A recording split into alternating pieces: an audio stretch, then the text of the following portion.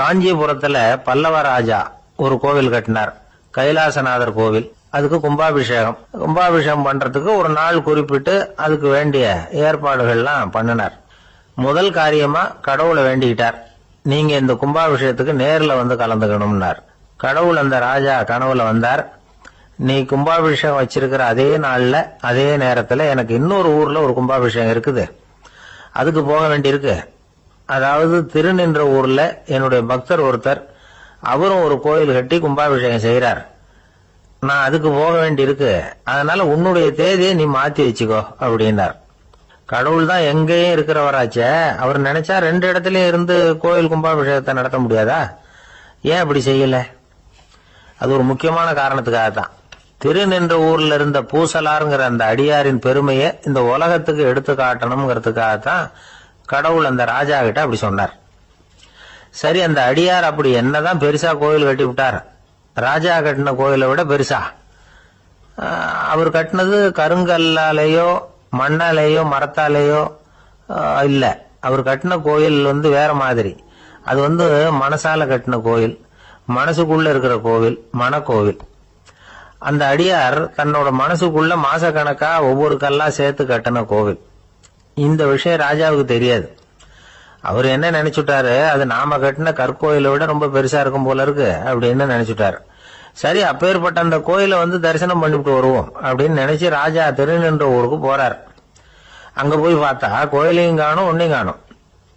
கடைசியில பூசலார் கட்டின மனக்கோவில் தான் அதுங்கிறத அவர் புரிஞ்சுக்கிறார். உடனே அந்த அடியாரின் காலில் விழுந்து வணங்குறார். அவரோ, இது மனசால முயன்ற கோவில், இதுக்கு இத்தனை பெருமையா அப்படின்னு ஆச்சரியப்படுறார். இதுல ஆச்சரியப்படுறதுக்கு ஒண்ணு இல்ல. ஆண்டவன் விரும்புறது அகபக்தியை தவிர புற தோற்றங்களே அல்ல. இத நாம புரிஞ்சுக்கிட்டோம்னா நமக்குள்ள எந்த வேறுபாடுகளும் வர்றதுக்கு வழியே இல்லை.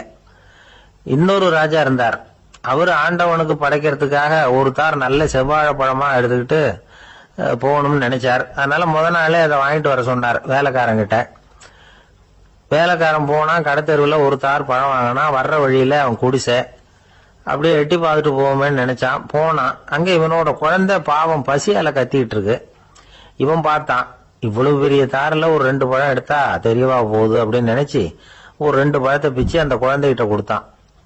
அது அதை வாங்கி வயிறார சாப்பிட்டது, பசி அடங்குச்சு, விளையாட போயிட்டுது. இவன் அதுக்கப்புறம் வாழைப்பழத்தை எடுத்துக்கிட்டு அரண்மனைக்கு வந்தான். 2 பழம் பிச்சிருக்கிறது ராஜாவுக்கு தெரிஞ்சு போச்சு. இவன் உண்மையை சொல்லிவிட்டான். உடனே ராஜா, கடவுளுக்கு படைக்க வேண்டிய பொருளை குழந்தை எச்சில் பண்ண விட்டுருக்கியே அப்படின்னு சொல்லி அவனை கட்டி வச்சு சாட்டையால் அடிச்சார் பாவம். மறுநாள் பழத்தை கோயிலுக்கு எடுத்துட்டு போனார், கடவுள் முன்னாடி வச்சார். கடவுள் கண்ணை திறந்து பார்த்தார், பழம்லாம் அழுகி இருக்குது. என்ன இது அழுகி போன பழம் அப்படின்னார். ராஜா முழிச்சார், நல்லா தானே இருந்தது அப்படின்னு நினைச்சார். அப்போ கடவுள் அந்த ராஜா கிட்ட சொன்னாராம், இத பார்ப்பா, இந்த தாரில் 2 பழம் தான் நல்ல பழம், அந்த 2 பழங்களையும் நேத்துக்கே நான் சாப்பிட்டுட்டேன் அப்படின்னாராம். அப்பதான் ராஜாவுக்கு புரிஞ்சுது, ஏழை குழந்தையின் பசியை தீர்க்கறதுக்காக உதவுன அந்த 2 பழம் தான் இறைவன் சாப்பிட்ட பழம்னு. இறைவன் இருக்கிற இடம் எது? இதுதான். இமயமலை அடிவாரத்துல ஒரு மடம். அங்க ஒரு சன்னியாசி இருந்தார். அவர்கிட்ட ஒருத்தர் வந்தார். சுவாமி, ஆசையை உதற நினைக்கிறேன், முடியல, ஊட்டிக்கிட்டே வருது அப்படின்னாராம். இப்படி உட்கார, ஒரு கதை சொல்றேன் அப்படின்னு சொல்லி அவர் சொல்ல ஆரம்பிச்சாராம். அவர் சொன்ன கதை என்னன்னா, ஒரு ஊர்ல ஒரு ஆள் இருந்தான். அவன் பேரு குப்புசாமி. அவன்கிட்ட எப்பவும் ஒரு பழைய தொப்பி இருக்கும், விடவே மாட்டான். அதனால அவனை எல்லாரும் தொப்பி சாமி அப்படின்னு தான் கூப்பிடுறது வழக்கம். ஒரு புது தொப்பி வாங்கிக்கப்படாதாப்பா அப்படின்னு நண்பர்கள்லாம் சொல்லி பார்த்தாங்க. பணத்துக்கு எங்க போவேன் அப்படின்னு விட்டானா. பணம் வச்சிருக்கான், செலவு பண்ண மனசு வரல, மகா கஞ்சன். பழைய பாட்டில்கள்லாம் வாங்கி வித்துக்கிட்டு இருந்தான். அப்படி ஒரு தடவை பழைய கண்ணாடி சாமான்களை ஏலத்தில் எடுத்தப்போ அதுல ஒரு அருமையான சென்ட் பாட்டில் கிடைச்சது. உடனே ஒரு ஐடியா பண்ணான். அந்த சென்ட்டை சின்ன சின்ன பாட்டில்கள்ல அடைச்சி ஜன்னல் ஓரமா அடுக்கி வச்சுட்டான். அதை வித்தா நிறைய பணம் கிடைக்குமே, அதனால. இதுக்கு இடையில ஒரு நாள் அவன் அப்படியே உட்காந்துருந்தான். அந்த நேரம் நண்பன் வந்தான். ஏண்டா, உன் பழைய தொப்பியை மாத்தப்படாதா, ஊர்ல எல்லாரும் கேலி பேசுறாங்களே உன்னை தொப்பி சாமின்னு அப்படின்னு சொல்லி கேட்டிருக்கான். இந்த சென்ட் பாட்டில் வித்ததும் பணம் வரும், அதுக்கப்புறம் பார்க்கலாம் அப்படின்னு நானா இவன். சரி வா, நீச்சல் குளத்துக்கு போயிட்டு வருவோம் அப்படின்னு கூப்பிட்டுருக்கான் நண்பன். 2 பேரும் போனாங்க. அதே நேரம் அந்த ஊர் நீதிபதியும் அங்க குளிக்க வந்தாராம். அவர்கிட்ட இருந்தது விலை வசந்த ஒரு புது தொப்பி. அதை அங்க இருந்த ஸ்டாண்ட்ல மாட்டிவிட்டு குளிக்க போனார். இதுக்கிடையில குப்புசாமி குளிச்சுட்டு வந்தான். அவனுடைய பழைய தொப்பியை காணல. அந்த புது தொப்பியை பார்த்தா இது நண்பனுடைய வேலை தான் அப்படிங்கறதாக புரிஞ்சுக்கிட்டு அதை எடுத்து மாட்டிட்டு வந்துட்டான். நீதிபதி குளிச்சுட்டு வந்து பாக்குறாரு, தொப்பியை காணும். போலீஸ்ல புகார் கொடுத்தார். அவங்க வந்து தேடினாங்க. ஒரு மூலையில பழைய தொப்பி கிடைச்சது. அடடா, இது நம்ம குப்புசாமியோட தொப்பி இல்லையா அப்படின்னு நானா ஒருத்தன். உடனே அவன் வீட்டுக்கு தேடிட்டு போயிருக்காங்க. அங்க போய் பார்த்தா புது தொப்பி அங்க இருக்குது. உடனே அவனுக்கு 1000 ரூபாய் அபராதம் போட்டாங்களாம். அவன் பணத்தை கட்டிவிட்டு ரொம்ப எரிச்சலோட வீட்டுக்கு வந்தான். பழைய தொப்பி கண்ணுல பட்டது. மறுபடியும் உன்னாலதானே எனக்கு 1000 ரூபாய் நஷ்டம் அப்படின்னு சொல்லி அதை எடுத்துக்கிட்டு அப்படி போயிருக்கான். அந்த ஊர் குளத்துல வீசி எரிஞ்சுட்டு வந்துட்டான். அது மீன் பிடிக்கிற ஒருத்தன் கையில சிக்கிச்சு. அவன் வர்ற வழியில அதை எடுத்து வேகமா வீசி எறிஞ்சான். அது நேரா குப்புசாமி வீட்டு ஜன்னல் வழியா உள்ள வந்து இந்த சென்ட்டு பாட்டில்கள் மேல உழுந்து எல்லாம் உடஞ்சி நொறுங்கி போச்சு. குப்புசாமி பார்த்தான். தோட்டத்துல ஆழமா ஒரு குழியை வெட்டினான். அந்த தொப்பியை போட்டான், மூடிவிட்டான். இதை அடுத்த வீட்டுக்காரன் பார்த்தான். ஏதோ புதையல் தான் வச்சிருக்கான் போல இருக்குன்னு நினைச்சான். போலீஸ்ல போய் புகார் கொடுத்துட்டான். மறுபடியும் போலீஸ் குழியை தோண்டினாங்க. பழைய தொப்பி மறுபடியும் வெளியில வந்தது. எல்லாரும் சிரிக்கிறாங்க. அன்னைக்கு ராத்திரியே அந்த தொப்பியை எடுத்துக்கிட்டு நேரா புறப்பட்டான். ஒரு கல்லுல அதை சேர்த்து கட்டி குடிநீர் தொட்டி இருக்கும்ல, அதுல போட்டுட்டு வந்துட்டான். இனிமே என்ன பண்ணும் பாப்போம்னு. ஒரு நாள் திடீர்னு குழாயெல்லாம் அடைப்பட்டு போச்சு. மாநகராட்சி அலுவலர்கள் வந்து என்னன்னு பார்த்தா அந்த பழைய தொப்பி குழாயை அடைச்சிக்கிட்டு இருக்குது. இது குப்புசாமியோட தொப்பிங்கிறது தான் எல்லாருக்கும் தெரியுமே. உடனே குடிநீரை வந்து பாழாக்கணத்துக்காக குப்புசாமிக்கு கோர்ட்டு 2500 ரூபாய் அபராதம் போட்டுட்டுது. அதையும் கட்டிவிட்டு வெளில வந்தான். கடைசியா முடிவு பண்ணான். ஒரு நெருப்பு குச்சியை கிழிச்சான். தொப்பியை கொளுத்தினான். எரிஞ்சது. எடுத்து வெளில எரிஞ்சான். கொஞ்ச நேரத்துல தீ அணைப்பு படம் வந்துட்டுது. ஆமா, இவன் எடுத்து எரிஞ்சது வெளியில விழுந்து வீட்டு கூரையே பத்திக்கிட்டு எரிய ஆரம்பிச்சுட்டுது. அவனோட பணத்தாசையும் அதோட சேர்ந்து எரிஞ்சு போச்சான். இப்படி ஒரு கதை. இந்த கதையை சொல்லி முடிச்சார் அந்த இமயமலை அடிவாரத்துல இருந்த சன்னியாசி. இப்ப அந்த குப்புசாமி எங்க இருக்கிறான்னு கேட்டார் எதிரில இருந்தவர். இதோ உன் எதிரிலே இருக்கிறான், நான் தான் அந்த குப்புசாமி அப்படின்னாராம் அந்த சன்னியாசி. அந்த குப்புசாமி கிட்ட இருந்தது மாதிரி ஒரு பழைய தொப்பி நம்ம ஒவ்வொருத்தர்கிட்டே உண்டு. அதை எப்படி தொலைக்கிறதுன்னு தெரியாம தடுமாறிக்கிட்டு இருக்கிறோம். அது என்ன தொப்பிங்கிறீங்களா? அதுதான் நம்மை சூழ்ந்திருக்கிற மாயை அப்படிங்கிறார் சுவாமி சின்மயானந்தர். மெய்ஞானம் கிடைக்கிறப்போ மாயை வந்து எரிஞ்சு போகும் அப்படிங்கறது அவருடைய கருத்து. நம்மால் ஒருத்தர் வேகமா ஓடி வந்தார். காலில் மாட்டியிருந்த பழைய செருப்பு ரெண்டையும் ஆவேசமா தூக்கி ஒரு கிணத்துல போட்டுட்டு வெறுங்காலோட நடந்து வந்துகிட்டு இருக்கிறார். ஏன் அப்படி பண்ணீங்க அப்படின்னு கேட்டோம். அந்த செருப்புக்கு சொந்தக்காரன் வந்து பின்னாடி வந்துகிட்டு இருக்கிறான், அதனால அப்படி பண்ணேன் அப்படிங்கிறார் இவர். இன்பம் துன்பம் இது ரெண்டும் சேர்ந்ததுதான் வாழ்க்கை. இது எல்லாரும் சொல்லிட்டு இருக்கிற ஒரு உண்மை. அது சரி, இது ரெண்டும் வர்றதுக்கு என்ன காரணம்? துறவி ஒருத்தர் யோசிச்சு பார்த்திருக்காரு.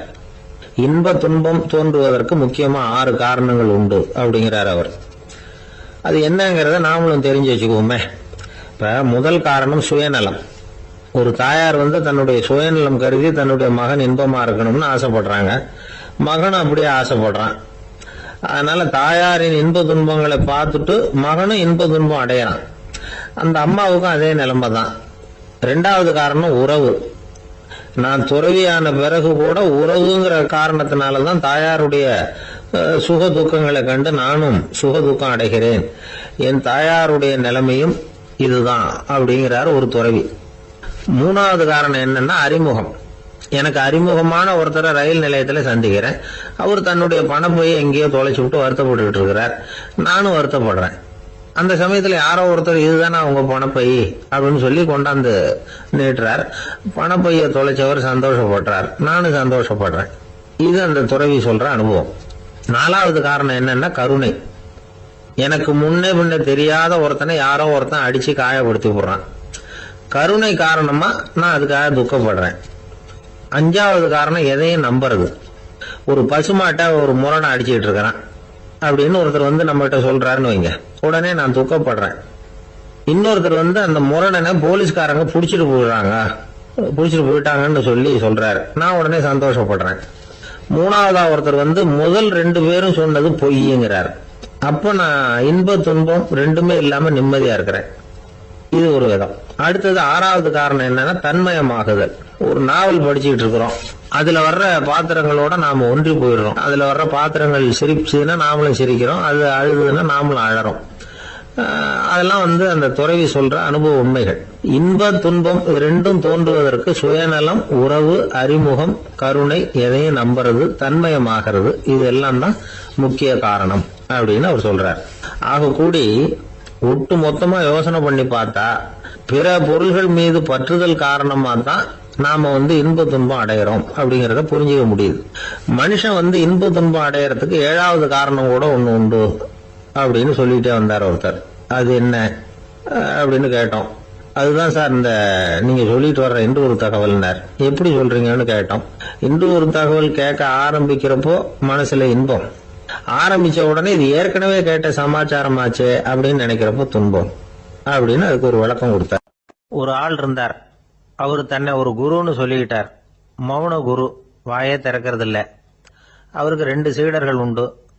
இவங்க தான் வர்றவங்க கிட்ட பேசுவாங்க, விளக்கம் கொடுப்பாங்க. ஒரு நாள் இந்த சீடர்கள் 2 பேரும் எங்கேயோ வெளியில போயிட்டாங்க. அந்த நேரம் பார்த்து ஒருத்தர் அங்க வந்தார். குரு கிட்ட போனார். குருவே, புத்தர்னா என்னன்னு கேட்டார். குருவுக்கு ஒன்னும் புரியல. அவர் உண்மையான குருவா இருந்தாவில புரியும். அவர் திருன்னு முழிக்க ஆரம்பிச்சுட்டார். இந்த நேரம் பார்த்து இந்த சீடர்கள் எங்கேயோ போயிட்டாங்களே, என்ன பண்றது, உதவிக்கு யாராவது கிடைக்க மாட்டாங்களா அப்படின்னு அப்படியே சுத்தி பாக்குறார். அங்க பாக்குறார். வந்தவர் இதை கவனிச்சார். ஏதோ புரிஞ்சுக்கிட்ட ஒரு மாதிரி அடுத்த கேள்வி கேட்டார். தர்மம்னா என்ன சுவாமின்னார். குருவுக்கு ரொம்ப சங்கடமா போச்சு.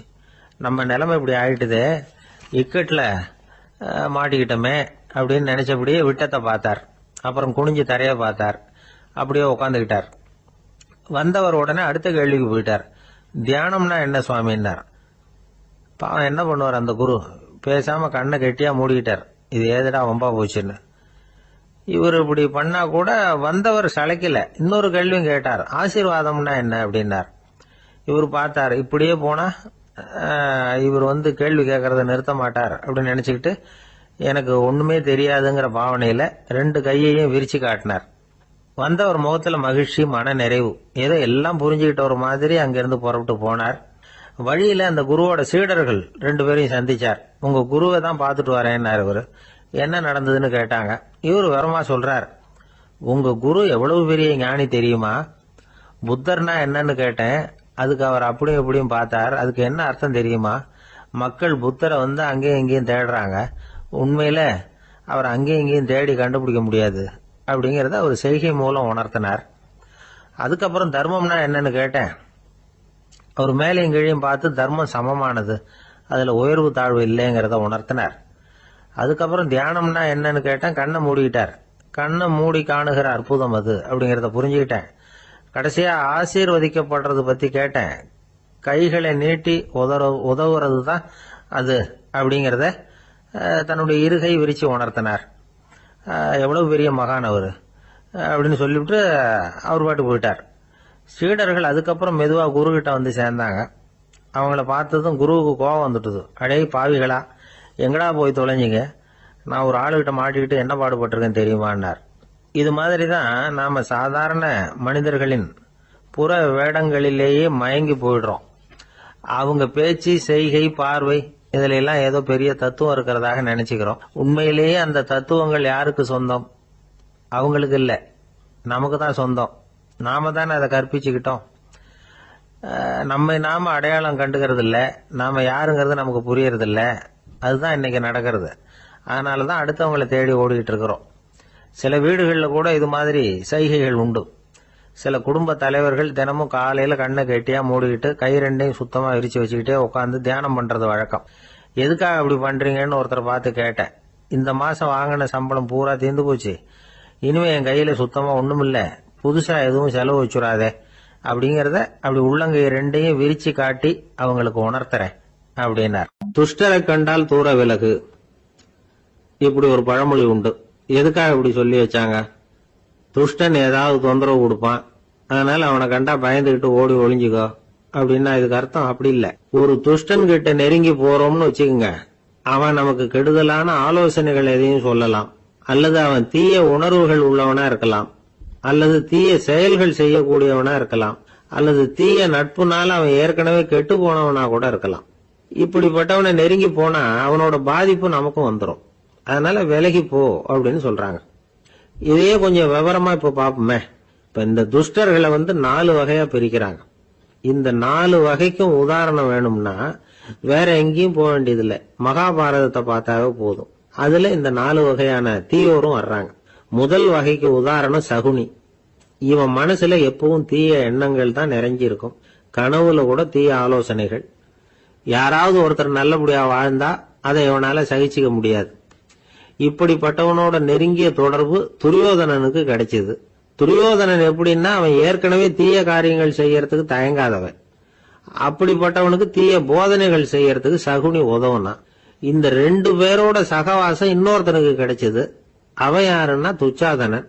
அவன் தீய நடத்தை உள்ளவன். இந்த 3 பேரும் ஒண்ணு சேர்ந்தா என்னத்துக்கு ஆகும்? உலகமே கெட்டு போடும்ல. இந்த 3 துஷ்டர்களோட நல்லவன் ஒருத்தன் வந்து சேர்ந்தான். அவன் தான் கர்ணன். கர்ணன் இயல்பாவே உத்தம குணம் உள்ளவன். அவன் நல்லவங்களோட சேராம இப்படிப்பட்ட கெட்டவங்க கிட்ட நட்பு வச்சுக்கிட்டான். அதனால அவனும் தீய செயல்களில் ஈடுபடுறது மாதிரி ஆயிடுது. துரியோதனனுடைய நண்பனா அவனுடைய ஆதரவுல வளர்ந்ததுனால அவனுக்கு துணையா இருக்க வேண்டி இருக்குது அப்படின்னா. நட்பு உரிமையினால உதவி புரிய வேண்டியது சரிதான், அது தப்புன்னு சொல்ல முடியாது. இருந்தாலும் தீய செயல்களுக்கு உதவி செய்யறது சரியில்லை. புத்தி பலம் புஜ பலம் எல்லாம் இருந்தா கூட தெய்வ பலம் இல்லைன்னா ஜெயிக்க முடியாது. கர்ணன் மகா வீரன். இருந்தாலும் கடைசியில் அவன் கதி என்னாச்சு? அவங்ககிட்ட எல்லா நல்ல குணங்களும் இருந்தது. இருந்தாலும் ஏன் இப்படி ஆச்சு? தீயவர்களுடைய சேர்க்கை தான் காரணம். அவங்களோட சேர்ந்ததுனால இவனையும் அப்படியே நினைக்க ஆரம்பிச்சுட்டாங்கல்ல. 4 வகை துஷ்டர்கள்ல இவனும் ஒரு வகை அப்படின்னு சொல்ல ஆரம்பிச்சுட்டாங்க. அதாவது தீய ஆலோசனைக்கு சகுனி, தீய உணர்வுகளுக்கு துரியோதனன், தீய செய்கைக்கு துச்சாதனன், தீய நட்புக்கு கர்ணன். இப்படி உதாரணமாயிட்டான். அதனாலதான் துஷ்டரை கண்டால் தூர விலகு அப்படின்னு சொன்னாங்க. அது புராண காலம். இப்பெல்லாம் நிலைமை கொஞ்சம் வேற விதமா இருக்குது. அன்னைக்கு ஒரு நாள் அப்படிதான் ஒரு காட்டு பாதையில யாரோ ஒருத்தர் அடிபட்டு கிடந்தார். யாரோ ஒரு துஷ்டன் அவனை அடிச்சு போட்டுட்டு போயிட்டான் போல இருக்கு. அந்த வழியா போன ஒருத்தர் பரிதாபப்பட்டு அவனை போய் தூக்கினார். ஆறுதல் சொன்னார், இத பாருங்க, இந்த வழியா எப்பவும் தனியா வரக்கூடாது. ஏன்னா இங்க ஒரு ரவுடி இருந்துகிட்டு வர்றவங்க போறவங்களெல்லாம் வழிப்பறி பண்ணிட்டு இருக்கிறதா கேள்விப்பட்டிருக்கிறேன் அப்படின்னாராம். இனிமே அப்படி கேள்விப்பட மாட்டீங்க அப்படின்னு அந்த ஆளு. ஏன்னு கேட்டிருக்காரு இவர். அவன் சொல்லியிருக்கான், நான் தான் சார் அந்த ரவுடி. இந்த வழியா போனவங்க கிட்ட தகராறு பண்ணேன். அவங்க தான் என்ன இப்படி அடிச்சு போட்டு என்கிட்ட இருந்த பணத்தை எல்லாம் புடுங்கிட்டு போட்டாங்க சார். காலம் ரொம்ப கெட்டு போச்சு அப்படின்னு நானா ரொம்ப பரிதாபமா. ஒருத்தன் வேகமா ஓடி வந்தான். ஏப்பா அப்படி தலை தெறிக்க ஓடி வர்றேன்னு கேட்டேன். பின்னாடி துரத்திக்கிட்டு வருது சார் அப்படின்னா. ஏதாவது நாய் துரத்திக்கிட்டு வருது போல இருக்கு அப்படின்னு நினைச்சு அவனுக்கு பின்னாடி பாக்குறேன். கண்ணுக்கு எட்டின தூரம் வரைக்கும் எதுவுமே தெரியல. ஏன்பா எதுவும் உன்னை துரத்துறது மாதிரி தெரியலையே என்ன? நல்லா பாருங்க சார் அப்படின்னா. பார்த்துட்டு தான் சொல்றேன் என்ன. இதோ பாருங்க சார், இதுதான் என்ன துரத்துது அப்படின்னு அவன் காட்டுறான். அவன் சுட்டி காட்டின இடத்துல பார்த்தா அங்க அவனுடைய நிழல் தான் தெரியுது. என்னப்பா சொல்ற அப்படின்னு சொல்லி அவனை சந்தேகமா பார்த்தேன். அதுக்கப்புறம் தான் அவன் விவரமா பேசினான். சார், எனக்கு என் நிழலை கண்டா பிடிக்கிறது இல்ல. எப்ப பார்த்தாலும் இது என்னையே பின்தொடர்ந்து வந்துகிட்டு இருக்குது. இதை என்னால சகிக்கவே முடியல. இதை என்கிட்ட இருந்து பிரிக்கிறதுக்கு எவ்வளவோ முயற்சிகள்லாம் பண்ணி பார்த்துட்டேன், முடியலன்னா. அப்படி என்னென்ன முயற்சிகள் பண்ணினேன் அப்படின்னு கேட்டேன். அவன் என்னென்ன செஞ்சாங்கிறத விவரமா சொன்னான். அவன் என்ன பண்ணிருக்கிறான், ஒரு பெரிய குழியை தோண்டி அதுல தன்னுடைய நிழலை புதைச்சிருவோம் அப்படின்னு முடிவு பண்ணிட்டு மண்வெட்டி எடுத்துக்கிட்டு தோட்டத்து பக்கம் போயிருக்கான். ஆழமா ஒரு குழியை தோண்டி இருக்கான். குனிஞ்சு பாக்குறான். அந்த குழிக்குள்ள தன்னுடைய நிழல் தெரியுது. ஆஹா, இதுதான் சமயம், நிழல் இப்ப குழிக்குள்ள இருக்கு, மண்ணை போட்டு மூடி போடலாம் அப்படின்னு நினைச்சுக்கிட்டு கொஞ்சம் மண்ணை அள்ளி போட்டான். பார்த்தா இப்ப அந்த நிழல் அந்த மண்ணுக்கு மேல நிக்குது. இது ஏதுடா வம்பா போச்சு அப்படின்னு அவசரமா மண்ணை வாரி போட்டு மூடி பாக்குறான். குழி பூராவும் மூடி விட்டு பாக்குறான். மறுபடியும் நிழல் மேல உட்காந்துட்டு இருக்குது. சரி, இத குழியில புதைக்க முடியாது அப்படின்னு முடிவு பண்ணிட்டு இதை இங்கேயே இப்படியே விட்டுட்டு ஒரே ஓட்டமா ஓடி போடுவோம் அப்படின்னு நினைச்சு எடுத்தான் ஓட்டம். அது காலை நேரம். இவன் மேற்க நோக்கி ஓடிட்டு இருக்கிறான். ஓடி ஓடி பாக்குறான், நிழல் இவனை விட வேகமா இவனுக்கு முன்னாடி ஓடிட்டு இருக்கு. சரி, திரும்பி ஓடி பார்ப்போம் அப்படின்னு நினைச்சுக்கிட்டு அப்படியே சடார்னு திரும்பி ஓட ஆரம்பிச்சான். பார்த்தான், அப்பாடா நிழலை காணல. கொஞ்ச தூரம் ஓடி ஒரு இடத்துல நின்னு அப்படியே சாவகாசமா திரும்பி பாக்குறான். பின்னாடி நின்றுட்டு இருக்குது நிழல். இப்படி ஓடி வந்துதான் இங்க நம்ம முன்னாடி நின்று தன்னுடைய அவஸ்தையை சொல்லிட்டு இருக்கிறான். இந்த நிழலை துரத்துறது அல்லது வெட்டி விடுறது, இதுக்கு ஏதாவது வழி இருக்கா சொல்லுங்க சார் அப்படிங்கிறான். நமக்கு ஒன்றும் புரியல. அந்த நேரம் பார்த்து ஒரு பெரியவர் வந்தார். அவர்கிட்ட யோசனை கேட்டோம், என்ன செய்யலாம்னு. அவர் சொன்னார், இந்த பாருப்பா, நீ அங்கேயும் எங்கேயும் ஓடாத, அப்படியே கீழே படுத்துக்கொண்டார். அது நல்ல உச்சி வேலை. அவன் அப்படியே கீழே படுத்துக்கிட்டான். இப்போ அப்படி இப்படின்னு திரும்பி பார்க்கறான், நிழலை காணல. அவன் இப்போதான் நிம்மதியா இருந்தான். இப்ப அந்த பெரியவர் சொன்னார், எல்லா மனிதர்களுமே இப்படிதான் ஓடிட்டு இருக்கிறாங்க. நான் எனது அப்படிங்கிற ஆணவம் தான் அவங்கள துரத்திக்கிட்டு இருக்கு. அதை விட்டுட்டு ஓடணும்னு நினைச்சாலும் அது முன்னாடி வந்து நிக்குது. பரம்பொருளை நோக்கி ஓடுறப்போ இந்த ஆணவம் பின்னாடி வந்து விடுது. பரிபூர்ண சரணாகதிங்கிற நிலையில அது முழுசுமா மறைஞ்சு விடுது. தன்னை உணர்கிற வேலை அது. அந்த நேரம் மனிதனுக்கு விடுதலை உணர்வு ஏற்படுகிற நேரம் அது. அப்படிப்பட்ட சுதந்திர மனிதர்களாக எல்லாரும் மாறி போயிட்டாங்கன்னா இந்த உலகமே இன்பமயம் அப்படின்னு ஒரு விளக்கம் கொடுத்தார் பெரியவர். நம்மால் ஒருத்தர் வேகமா ஓடி வந்துகிட்டு இருந்தான். ஏன்டா அப்படி ஓடி வர்ற அப்படின்னு கேட்டார் எதிரில் வந்தவர். ஆசை துரத்துது, அதுதான் ஓடி வர்றேன்னா. உனக்கு என்ன ஆசைன்னு கேட்டார். எனக்கு ஒன்றும் ஆசை இல்லைங்க, என்னை எப்படியாவது பிடிச்சுடணும்னு போலீஸ்காரங்களுக்கு ஆசை. அந்த ஆசை இப்ப என்னை துரத்தி பின்னாடி வந்துகிட்டு இருக்குது. அதுதான் தப்பிச்சு வந்துகிட்டு இருக்கிறேன். குறுக்க நிக்காதீங்க சார், வழியை விடுங்க அப்படின்னு சொல்லிவிட்டு வேகமா ஓடி மறைஞ்சான். ஊர்ல ஒரு மன்னன் இருந்தான், கொடுங்கோல் மன்னன். நிறைய தொந்தரவு பண்ணிட்டு இருந்தான். அவன் ஒரு தடவை என்ன பண்ணான் தெரியுமா? ஒரு தப்பும் பண்ணாத ஒரு இளைஞனை பிடிச்சி ஜெயில அடைச்சுட்டான். அந்த பையனோட சொந்தக்காரங்கள்லாம் ராஜா கிட்ட போனாங்க. அவன் ஒரு தவறும் பண்ணல, அவனை விடுதலை பண்ணுங்க அப்படின்னு கெஞ்சி கேட்டுக்கிட்டாங்க. மன்னன் வந்து யோசனை பண்ணான். அந்த இளைஞனை கூப்பிட்டுட்டு வர சொன்னான். அவனை கொண்டாந்து ராஜா முன்னாடி நிறுத்தினாங்க. இத பாருப்பா, உன்னை நான் விடுதலை பண்ணுவேன், ஆனா ஒரு கண்டிஷன். அந்த நிபந்தனையை நீ நிறைவேற்றினா உனக்கு விடுதலை அப்படின்னா மன்னன். சரின்னு ஒத்துக்கிட்டான் பையன். மன்னன் வந்து கண்டிஷன் என்னங்கறத சொன்னான். உங்ககிட்ட ஒரு செம்மறி ஆட்டை கொடுக்க போறேன். 1 மாசத்துக்கு அதுக்கு தேவையான தீனியையும் கொடுக்க போறேன். 1 மாசம் கழிச்சு அந்த ஆட்டை வந்து எடை போட்டு பார்ப்பேன். அந்த ஆட்டின் எடை கொஞ்சம் கூட கூடி இருக்க கூடாது. எடை கூடி இருந்தா உனக்கு விடுதலை கிடையாது. என்ன சொல்ற அப்படின்னா. பையனுக்கு ஒன்னும் புரியல, பயமா போட்டுது. குழம்பிக்கிட்டே நின்றுட்டு இருக்கிறான். சரி, ஒரு நாள் டைம் தரேன், நல்லா யோசனை பண்ணி பார்த்துட்டு நாளைக்கு உன் முடிவை சொல்லு அப்படின்னா மன்னன். பையன் கவலையோட வெளியில வந்தான். அங்க ஒரு பெரியவர் நின்றுட்டு இருந்தார். அவர்கிட்ட விஷயத்தை சொன்னான். அந்த பெரியவர் இந்த பையனுக்கு காதோட காதா ஒரு வழியை சொல்லி கொடுத்தார். அதை கேட்டதும் பையன் மறுபடியும் மன்னன் முன்னாடி வந்து நின்னா, உங்க நிபந்தனையை ஏத்துக்கிறேன்னு சொன்னான். மன்னன் வந்து ஒரு ஆட்டுக்குட்டியையும் அதுக்கு 1 மாசத்துக்கு தேவைப்படுற தீவனத்தையும் கொடுக்கும்படியா உத்தரவு போட்டான். கொடுத்தாங்க, ஓடிட்டு போயிட்டான். 1 மாசம் தினமும் தவறாம அந்த தீவனத்தை ஆட்டுக்குட்டிக்கு போட்டுக்கிட்டு இருக்கிறான். 1 மாசம் கழிச்சு அந்த ஆட்டை வந்து அரண்மனைக்கு ஓட்டிட்டு போனான்.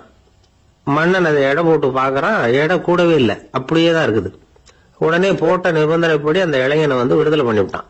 சரி, ஆட்டுக்கு எடை கூடாம இருக்கிறதுக்கு அந்த பெரியவர் சொல்லி கொடுத்த யோசனை என்ன அப்படின்னா, அது வேற ஒண்ணும் இல்ல. அந்த ஆட்டுக்கு எதிரில அது கண்ணுல படுற மாதிரி ஒரு ஓநாயை கட்டி போட சொன்னார். அவ்வளவுதான். ஆட்டுக்கு ஓநாய்ங்கிறது பிறவி பகை. ஓநாயை பார்த்தா ஆடு நடுங்க ஆரம்பிச்சிரும், அவ்வளவு பயம். தினமும் அந்த ஆடு பயந்துகிட்டே தீனி சாப்பிட்டது, எடை கூடல. அதுதான் ரகசியம். இது வந்து சின்ன பிள்ளைங்களுக்கான ஒரு கதை. இதுல இருந்து தெரிஞ்சுக்க வேண்டிய உண்மை என்னன்னா, நாமெல்லாம் சாப்பிடுறப்ப மனசும் உடம்பும் அமைதியா இருக்கணும். அப்பதான் அது உடம்புல ஒட்டும். அவசரத்திலையும் பயத்திலையும் சாப்பிட்டா அது சரியா ஜீரணம் ஆகாது. இன்னொரு ராஜா இருந்தார். அவரும் ஒரு இளைஞனை ஜெயில அடைச்சு விட்டார். விடுதலை பண்ணணும்னா ஒரு கண்டிஷன். என்னன்னு கேட்டான். ஒரு ஆட்டுக்குட்டியை உன் முன்னாடி கொண்டாந்து நிறுத்துவேன், நீ அதுகிட்ட ஒரு கேள்வி கேட்கணும், அதுக்கு சரியான பதில சொல்லணும். அப்படி செஞ்சுட்டா உனக்கு விடுதலைன்னார். இளைஞன் யோசனை பண்ணி பார்த்தான். சரின்னு ஒத்துக்கிட்டான். அது பிரகாரமே ஆட்டுக்குட்டிய பதில் சொல்ல வச்சுட்டான். என்ன நடந்தது தெரியுமா? ஆட்டுக்குட்டியை கொண்டாந்து நிறுத்தினாங்க.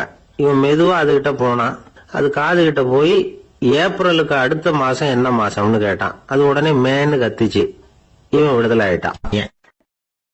எனக்கு இது மட்டும்தான் சார் தெரியும், இதை தவிர வேற எதுவும் தெரியாது அப்படின்னு சொல்லிக்கிட்டே காலம் தள்ளுறவங்க ரொம்ப பேர். அவங்க எல்லாம் கஷ்டப்பட வேண்டியிருக்கும். ஒருத்தர் தன்னுடைய தொழில ரொம்ப கெட்டிக்காரரா இருக்கலாம். அதுக்காக எப்பவும் அதே ஞாபகத்துல இருந்துகிட்டு உலகியல் அறிவு இல்லாம இருந்துடக்கூடாது, அது ஆபத்து. இதுக்காக நம்ம தாத்தா பாட்டி எல்லாம் ஒரு கதை சொல்லுவாங்களே, கேள்விப்பட்டிருக்கீங்களா? ஒரு சமயம் ஒரு 4 பேர் சேர்ந்து வெளியூருக்கு பிரயாணம் போனாங்களாம். அந்த 4 பேர் எப்படி தெரியுமா? ஒருத்தர் வேதாந்தி, இன்னொருத்தர் சங்கீத வித்வான், 3வது ஆள் வைத்தியர், 4வது ஆள் ஜோசியர். இவங்க 4 பேரும் நண்பர்கள். அதனால சேர்ந்து புறப்பட்டாங்க. வழியில ஒரு ஊர்ல தங்கினாங்க. இருட்டி போச்சு. அதனால இன்னைக்கு ராத்திரி இங்கேயே தங்கி இருந்துட்டு நாளைக்கு புறப்படலாம் அப்படின்னு தீர்மானம் பண்ணாங்க. சாப்பாட்டுக்கு என்ன பண்றது? அங்கேயே கடத்தெருவுக்கு போய் சாமான்லாம் வாங்கியாந்து சமைச்சு சாப்பிடலாம்னு முடிவு பண்ணாங்க. 4 பேர் இருக்கிறதுனால ஆளுக்கு ஒரு காரியமா செய்யலாம் அப்படின்னு வேலையை பிரிச்சுக்கிட்டாங்க. வைத்தியர் கரிகாய் வாங்க போனார், வேதாந்தி எண்ணெய் வாங்க போனார், ஜோசியர் பலசரக்கு வாங்க போனார், சங்கீத வித்வானுக்கு சமைக்கிற வேலை. எல்லாம் சரி. ஆனா நடந்தது என்ன தெரியுமா? கடைத்தருவுக்கு காய்கறி வாங்க போனார்ல வைத்தியர், அங்க போய் மார்க்கெட்ல பார்த்தார். ஒவ்வொரு கரிகாயா எடுத்து பார்த்தார். இது பித்தம், உடம்புக்கு ஒத்துக்காது, இது வாயு, உடம்புக்கு ஒத்துக்காது அப்படின்னு ஒவ்வொன்னா தள்ளினார். கடைசியில ஒண்ணுமே தேரல. வெறுங்கையோட திரும்பி வந்துகிட்டு இருக்கிறார். எண்ணெய் வாங்க போனார வேதாந்தி, அவர் ஒரு தொன்னையில எண்ணெயை வாங்கினார். பேசாம அதை எடுத்துட்டு வர வேண்டியது தானே, முடியல.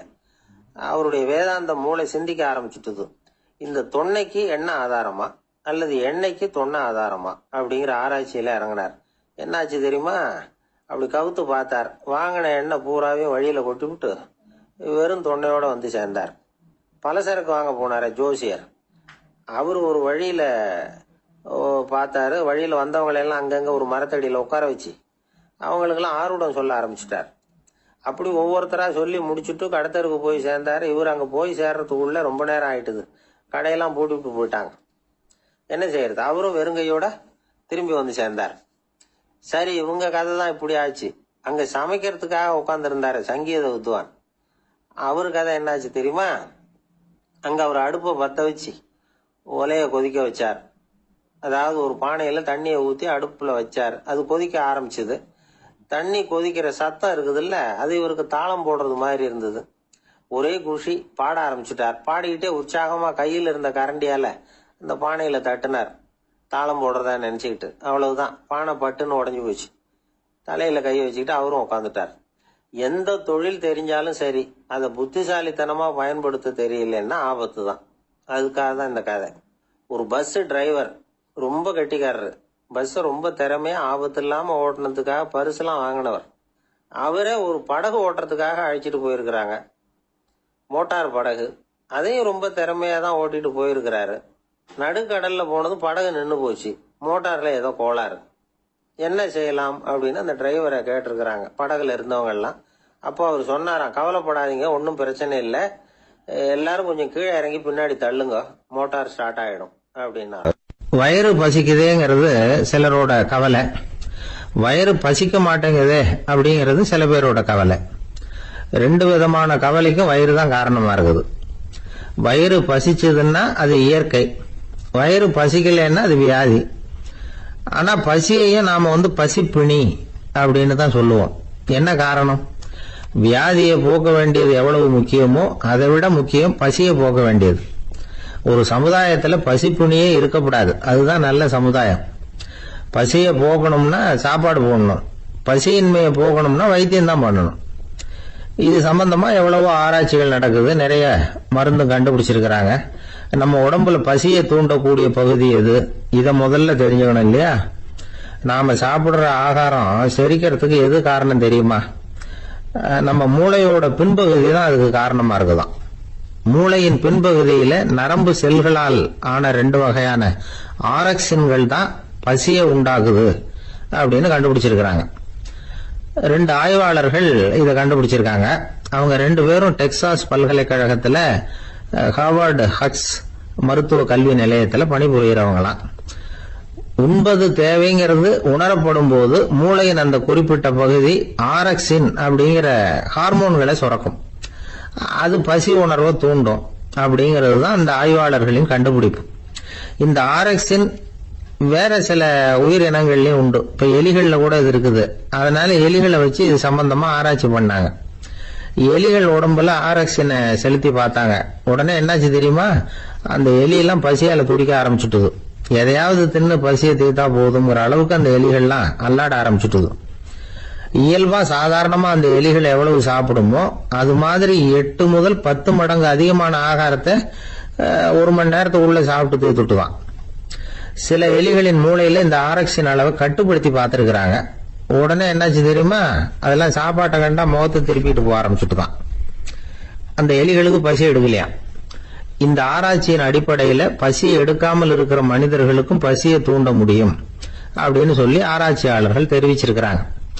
ஆக ஆரக்சின் தான் பசிக்கு காரணம்ங்கிறது தெரிஞ்சு போச்சு. சரி, இந்த ஆரக்சின் அப்படின்னா என்ன? அது ஒரு கிரேக்க சொல். அதுக்கு பசின்னு அர்த்தம். நம்ம ஆளுங்களுக்கெல்லாம் பசியை தூண்டுறதுக்கு மருந்து தேவையில்லை, பசியை குறைக்கிறதுக்கு தான் மருந்து தேவை. ஒரு அம்மா டாக்டரை தேடி வந்தாங்களாம். டாக்டர், எங்க வீட்டுக்காரருக்கு திடீர்னு அகோர பசி, நிறைய சமைச்சு போடுறேன், அவ்வளவையும் சாப்பிட்டுட்டு கீழே கிடக்கிற குப்பை கூலங்களையும் எடுத்து சாப்பிட ஆரம்பிச்சுடுறார், என்னன்னு கவனிச்சு பாருங்க அப்படின்னாங்களாம். எவ்வளவு நாளா அப்படி இருக்குதுன்னு கேட்டிருக்காரு டாக்டர். 1 வாரமா அப்படி இருக்குதுன்னாங்களாம். இவ்வளவு நாளா ஏன் சும்மா இருந்தீங்க, ஆரம்பத்திலேயே இங்க அழைச்சிட்டு வர வேண்டியது தானே அப்படின்னாராம் டாக்டர். அது ஒண்ணுமில்ல டாக்டர், வீடு பூரா சுத்தமாகட்டுமேன்னு பாத்துக்கிட்டு இருந்தேன் அப்படின்னாங்களாம் அந்த அம்மா.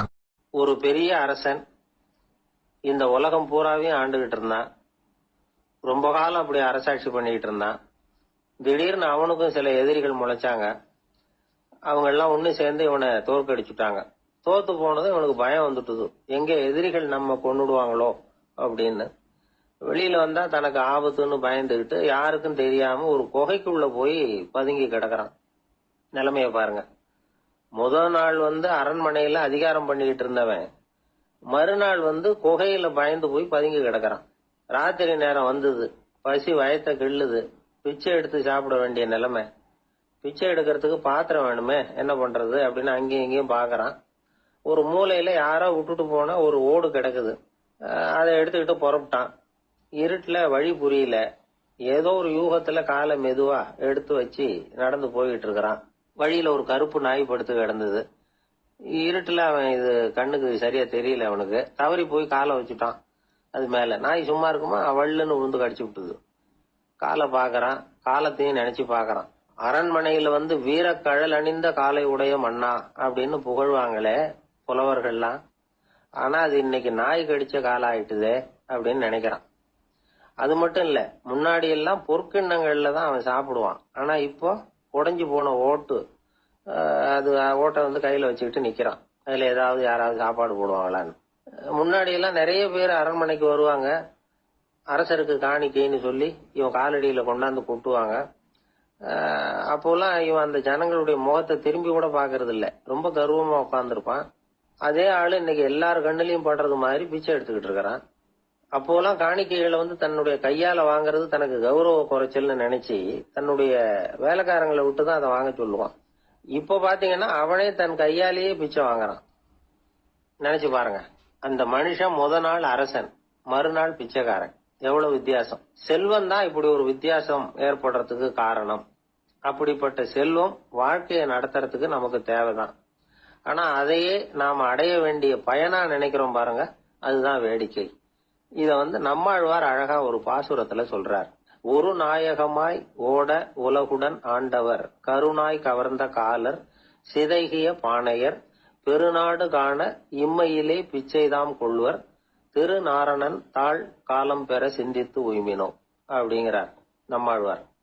ஒரு பெரிய பணக்காரர் ஒரு துறவிகிட்ட போய், சாமி என்கிட்ட நிறைய பணம் இருக்கு, இருந்தாலும் நிம்மதி இல்ல, என்னால நிம்மதியா இருக்க முடியல, என்ன காரணம்னு கேட்டாராம்.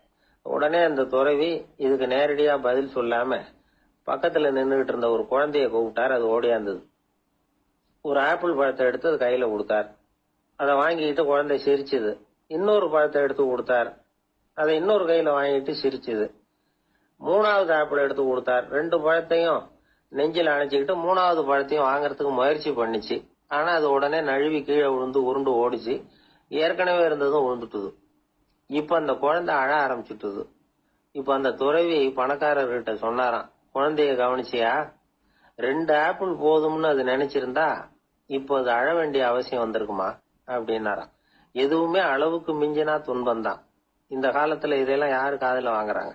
ஒருத்தனை நல்ல வழிக்கு கொண்டு வரணும்னு நினைச்சு அவனை கூப்பிட்டு உட்கார வச்சு இந்த கதையை சொல்லிட்டு இருந்தாங்க. சொல்லிவிட்டு அந்த குழந்தை செஞ்சது தப்பு தானே அப்படின்னு கேட்டிருக்கிறாங்க. ஆமாம், தப்பு தான். நானா இருந்தா அப்படி செஞ்சிருக்க மாட்டேன் நானா இவன். 2 பழமே போதும்னு சொல்லிருப்பியா அப்படின்னு கேட்டிருக்காங்க. அப்படி இல்லைங்க, அவர் கொடுக்க ஒவ்வொரு பழமா வாங்கி பின்னாடி வச்சுட்டு மறுபடியும் கையை நீட்டுவேன் அப்படிங்கிறானா. இவெல்லாம் எந்த காலத்துல திருந்துறது? ஒரு சீன தேசத்து அரசர் இருந்தார். அவருக்கு வயசாயிட்டுது. அவருக்கு அடுத்தபடியா அவருடைய புள்ள பட்டத்துக்கு வரணும், ஆட்சி பொறுப்பை ஏத்துக்கணும். ஒரு நல்ல தலைவனுக்கு இருக்க வேண்டிய பண்புகள்லாம் தன்னுடைய மகனுக்கு இருக்கணும்னு விரும்பினார் அந்த அரசர். அதனால இளவரசனை பக்கத்துல இருந்த ஒரு குரு கிட்ட அனுப்புனார். இளவரசன் அவர்கிட்ட போய் சேர்ந்தான். அந்த குரு என்ன பண்ணாரு தெரியுமா? இவனை பார்த்து சொன்னார், இத பாருப்பா, நீ என்ன பண்ற, இப்பவே பக்கத்துல இருக்கிற காட்டுக்கு போ, நடு காட்டுல போய் ஒரு இடத்துல உட்காந்துக்கோ. அங்க என்னென்ன சத்தம்லாம் உன் காதுல விழுதுன்னு கவனிச்சு கேளு. உன் காதுல விழுந்த ஓசைகள் என்னென்னங்கிறத என்கிட்ட வந்து சொல்லு, அதுதான் எனக்கு தெரியணும், உனக்கு வேலையும் அதுதான் அப்படின்னு சொல்லி அனுப்பி வச்சுட்டார். இளவரசன் காட்டுக்கு போனான். குரு சொன்னபடியே ஒரு இடத்துல உட்காந்து கவனிச்சு கேட்டான். அதுக்கப்புறம் குரு கிட்ட திரும்பி வந்தான். என்னென்ன சத்தம்லாம் கேட்ட அப்படின்னு கேட்டார் குரு. குருவே, காட்டுல நான் பறவைகள் சத்தம்லாம் கேட்டேன், மிருகங்களின் ஓசையையும் கேட்டேன், இதை தவிர இடி மின்னல் மழை இதுகளோட சத்தத்தையும் கேட்டேன் அப்படின்னா. குரு யோசனை பண்ணார், நீ இன்னமும் சரியா கேட்கல, அதனால மறுபடியும் காட்டுக்கு போ, கொஞ்ச நாள் தங்கி இருந்து கேட்டுட்டு வா அப்படின்னார். இளவரசனுக்கு ஒன்னும் புரியல. இருந்தாலும் குருவின் கட்டளையாச்சே, மறுக்க முடியுமா? உடனே அவன் மறுபடியும் காட்டுக்கு போனான். ஒரு இடத்துல உட்கார்ந்தான். கொஞ்ச நேரம் உன்னிப்பா கவனிச்சு கேட்டான். சில நாள் கழிச்சு குரு கிட்ட திரும்பி வந்தான். குருவே, இந்த தடவை சில துல்லியமான சத்தங்களை எல்லாம் கேட்டான். தேனி பறக்கிற சத்தம், நீரோடையின் மெல்லிய ஓசை, இதெல்லாம் கேட்டேன்னா. குரு சிரிச்சார். நீ மறுபடியும் காட்டுக்கு போ, இன்னும் சில நாள் அங்க இரு, முழுமையா கவனமா கேட்டுட்டு வா அப்படின்னு சொல்லி அனுப்பி வச்சுட்டார். இளவரசனுக்கு குழப்பம் அதிகமாயிட்டுது. ஒண்ணுமே புரியல. மறுபடியும் காட்டுக்கு போனான். மௌனமா ஒரு இடத்துல உட்காந்துட்டான். அப்படியே தியானத்துல ஆழ்ந்துட்டான். சில நாள்ல அவனுக்கு இதுவரை கேட்காத ஓசைகள்லாம் கேட்க ஆரம்பிச்சுட்டு, இதைத்தான் நான் கேட்கணும்னு என்னுடைய குரு எதிர்பார்த்திருக்கிறாருங்கிறத புரிஞ்சுக்கிட்டான். உடனே குரு கிட்ட ஓடனான். குருவே, இந்த தடவை காதுகளுக்கு கேட்க முடியாத சில ஓசைகளை கூட என்னால உணர முடிஞ்சுது. பூ மலருகிற ஓசை, சூரியனால பூமி சூடாகிறப்ப எழுகிற ஓசை, காலை பனித்துளி இந்த புல்லுலாம் குடிக்கிற ஓசை, இது எல்லாம் என்னால நல்லா கேட்க முடிஞ்சுது அப்படின்னா. குருவுக்கு இப்பதான் திருப்தி ஏற்பட்டுதான். இளவரசனை பார்த்து சொன்னார், இந்த பாருப்பா, இப்பதான் நாட்டை ஆளுகிற தகுதி உனக்கு வந்திருக்குது அப்படின்னு சொல்லி அதுக்கு விளக்கமும் கொடுத்தாராம். எந்த அரசன் தன்னுடைய மக்களின் இதயம் பேசுகிற மௌன மொழிய, மௌன வார்த்தைகளை கேட்கிறானோ அவன் தான் ஆள தகுதி உள்ளவன். எந்த அரசன் தன்னுடைய மக்களின் உணர்ச்சிகளை உண்மையா உணர்றானோ அவன் தான் முதன்மையான அரசன். போலி வார்த்தைகளை மட்டும் கேட்டுட்டு பல மௌன ராகங்களை காதுல வாங்கிக்காதவன் அரசனே இல்லை. எந்த நாட்டுல எப்போ ஒரு அரசன் தன்னுடைய மக்களின் உணர்ச்சிகளை கேட்க மறுக்கிறானோ அன்னையிலிருந்து அந்த நாடு அழிய தொடங்குது அப்படின்னு அர்த்தம். இதுதான் அந்த குரு இளவரசனுக்கு போதிச்சது. வாயால பேசுறத மட்டும் கேட்டு ஏமாறக்கூடாது, உணர்ச்சிகளையும் கேட்கறதுலதான் மனப்பக்குவம் உண்டாகும். மக்கள் உணர்ச்சிகளை புரிந்து கொள்ளாத அரசர்கள் நீடிச்சிருக்க முடியாது. அது மாதிரி நாடுகள்ல அடிக்கடி குழப்பம் தான் உண்டாகும். அப்படி இருந்தா அடிக்கடி ஆட்சி மாறிட்டு இருக்கும். அப்படிப்பட்ட ஒரு தேசம், அங்க ஒரு சிறைச்சாலையில 3 கைதிகள் பேசிக்கிட்டு இருந்தாங்க. ஒருத்தன் சொன்னான், நான் இந்த நாட்டு ராஜாவை எதிர்த்து பேசிக்கிட்டு இருந்தேன், அதனால என்ன புடிச்சு கொண்டாந்து இங்க போட்டுட்டாங்க அப்படின்னா ஒருத்தன். இன்னொருத்தன் சொன்னான், நான் இந்த நாட்டு ராஜாவை ஆதரிச்சு பேசிக்கிட்டு இருந்தேன், அதனால என்ன புடிச்சு கொண்டாந்து இங்க தள்ளிவிட்டாங்க அப்படின்னா. அது சரி, நீ என்ன தப்பு பண்ண அப்படின்னு சொல்லி 3வது ஆளை பார்த்து இவங்க கேட்டாங்க. அதுக்கு அந்த ஆளு சொல்றான், நான் தான் இந்த நாட்டு ராஜா அப்படின்னா.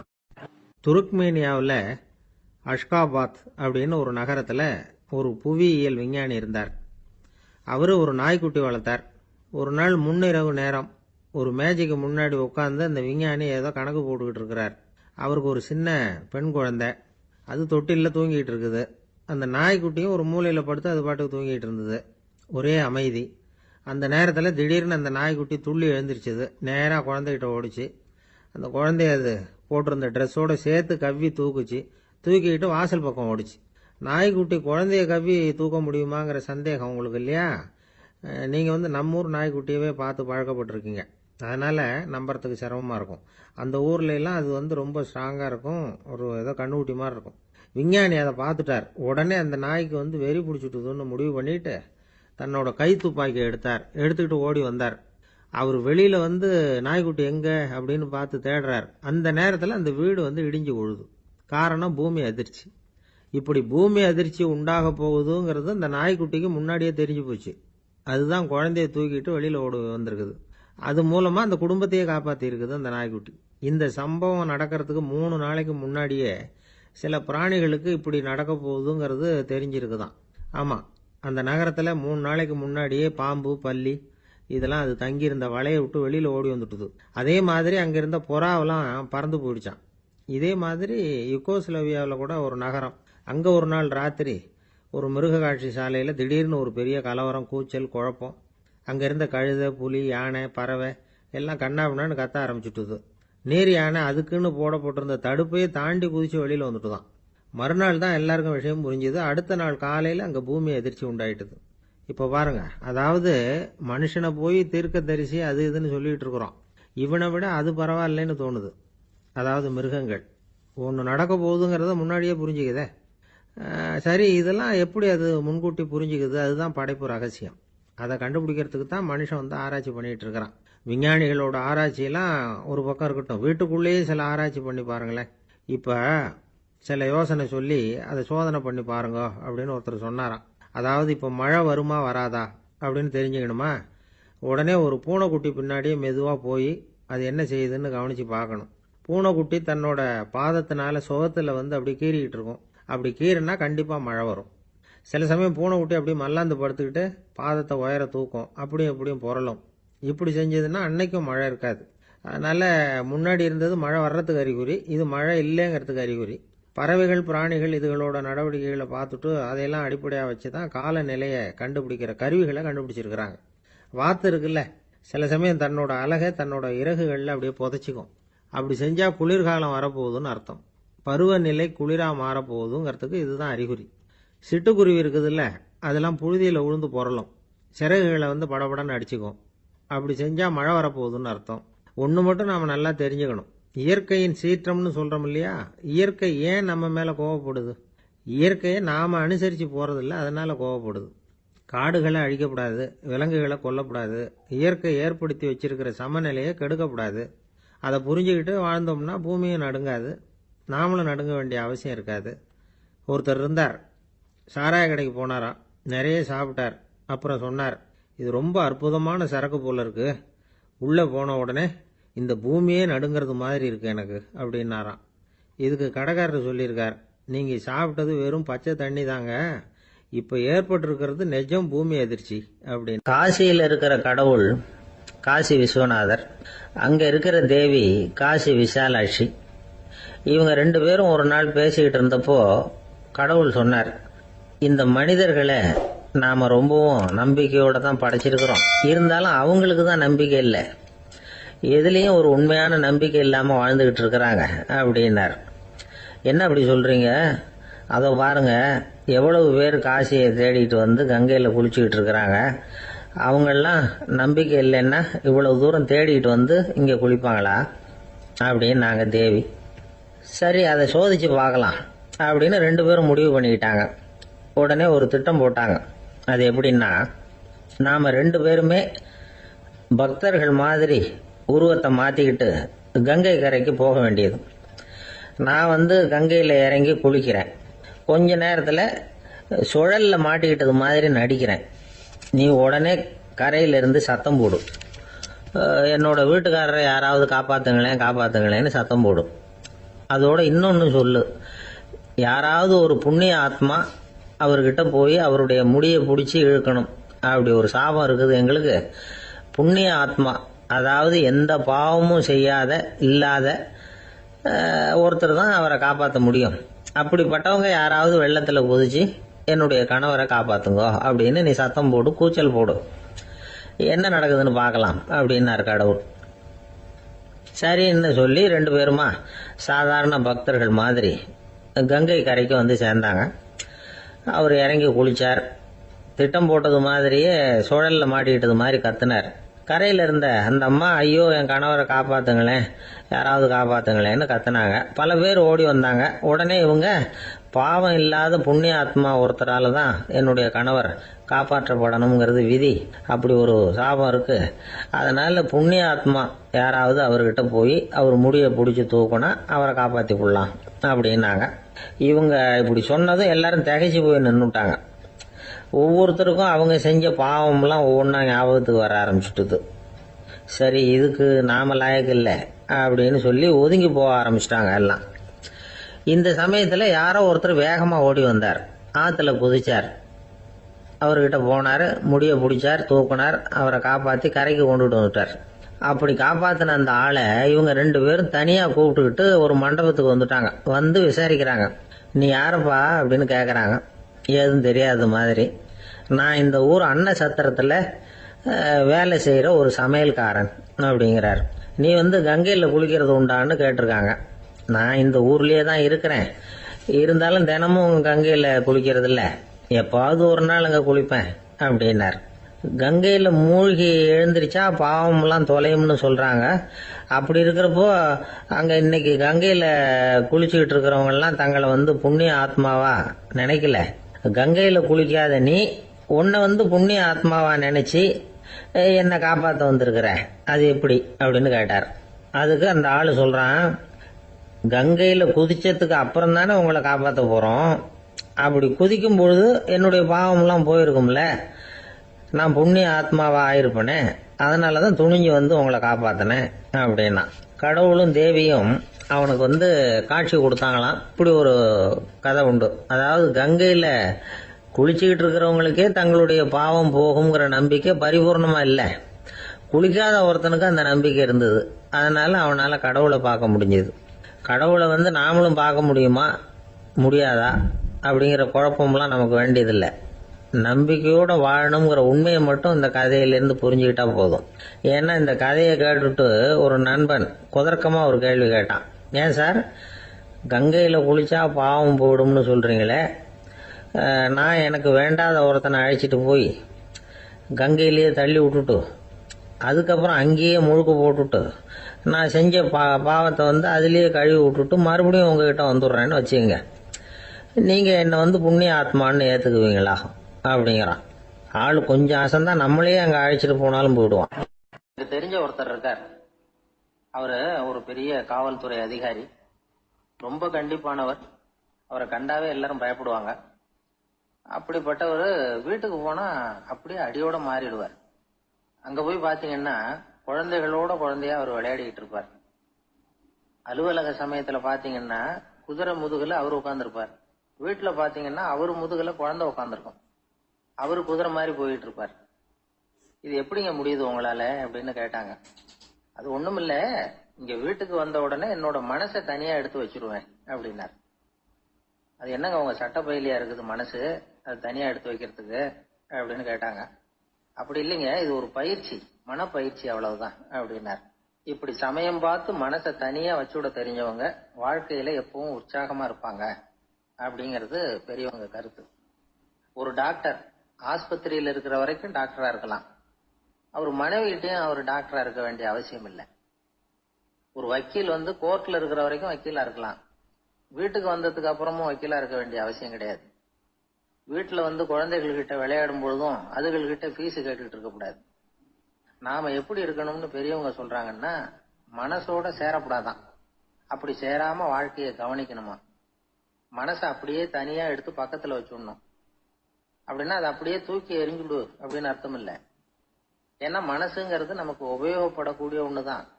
எப்ப எப்போ அது தேவையோ அப்பப்போ எடுத்து உபயோகப்படுத்திக்கணும். தேவைப்படுறப்போ எடுத்து கண்ணாடியை மாட்டிக்கிறோம்ல, படிக்கும் பொழுது கண்ணாடி தேவைப்படுதோ எடுத்து மாட்டிக்கிறோம் இல்லையா, அது மாதிரி கணக்கு போடுறதுக்கு மனசு தேவை. கடைக்கு போய் ஒரு பொருள் வாங்குறோம், காசு கொடுக்குறோம், மீதி சில்லறை சரியா இருக்கா அப்படின்னு எண்ணி பார்த்து வாங்க வேண்டியிருக்கு. அந்த சமயத்துல மனசை எடுத்து தனியா வச்சுட்டேன் அப்படின்னு சொல்லிட்டு இருக்க கூடாது. பரீட்சைக்கு படிக்க வேண்டியிருக்குது, படிச்சதையெல்லாம் அப்படியே நினைவுல வச்சுக்க வேண்டியிருக்கு. அந்த சமயத்துல மனசை தூக்கி எறிஞ்சுட்டேன் சார் அப்படின்னு சொல்லிட்டு இருக்க கூடாது. அப்படி சொன்னா பரீட்சை நம்மளை தூக்கி எறிஞ்சிடும். அதனால தேவைப்படுறப்போ மனசை உபயோகப்படுத்தணும், தேவையில்லாதப்போ அது தனியா ஓய்வு எடுத்துக்க விட்டுடணும். இப்படி நாம பழக்கப்படுத்திக்கிட்டா வாழ்க்கைங்கிறது நமக்கு புதுசா தெரியுமா. மனசுக்கும் ஒரு சக்தி கிடைக்கும். எந்திரங்களுக்கு ஓய்வு கொடுக்கற மாதிரி மனசுக்கும் ஓய்வு கொடுக்கணும், இல்லைன்னா அது களைச்சு போயிடும். குழந்தைகள் மனசை சுமந்துகிட்டு இருக்கிறது இல்ல. இது வந்து முதியவர்கள் குழந்தைகள் கிட்ட இருந்து கத்துக்க வேண்டிய ஒரு பாடம். ஆனாலும் இந்த கால குழந்தைகள் கிட்ட ரொம்ப எச்சரிக்கையா இருக்க வேண்டியிருக்கு. ஒரு தாத்தாவும் பேரனும் விளையாடிக்கிட்டு இருக்கிறாங்க. தாத்தா, எனக்கு சைக்கிள் ஓட்ட கத்து கொடு அப்படிங்கிறான் பேரன். சைக்கிள் உயரம் கூட இல்ல, அதுக்குள்ள சைக்கிள் ஓட்டணுமா அப்படின்னாரு தாத்தா.